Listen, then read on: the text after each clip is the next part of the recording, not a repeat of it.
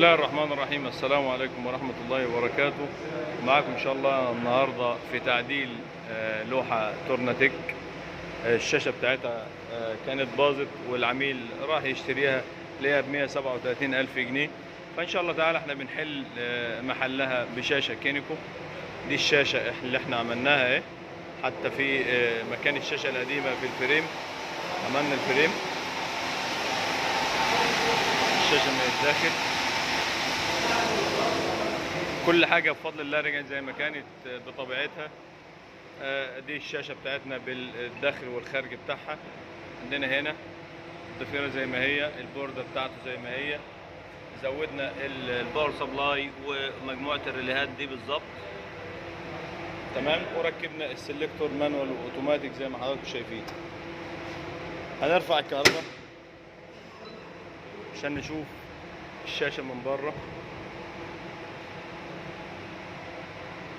الشاشة بتاعتنا اهي من بره، ده الشكل الخارجي بتاعنا، الضغط بتاعنا، الدايرة بالشكل، الباسورد بتاعنا تمام.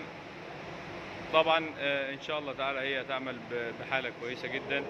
البريشر بتاعها راكب في المكان ده اهو، برضه تم التعديل ليها بفضل الله تعالى. عندنا البوزيشن بتاعنا مانوال واوتوماتيك، ده المانوال ستارت،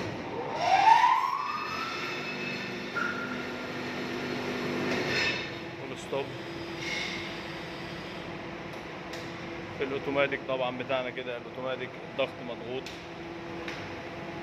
السيتنج بتاعنا والحاجات اهي. ده زمن الاون ديلي، زمن الاوف ديلي، زمن الستار دلتا، كت ان البار بتاعنا، الكت اوت البار بتاع الخارج الشحن بعد ما بتشحن. الالارم بتاعنا عند 12 بار بيدينا الارم، والجرس بتاعنا اهو بره.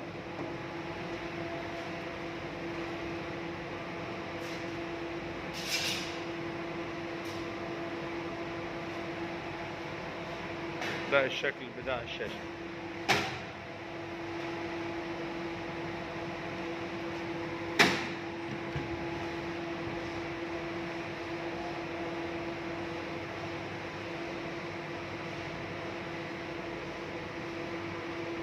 طبعا حبينا ندخل لازم نحط الباسورد بتاعها.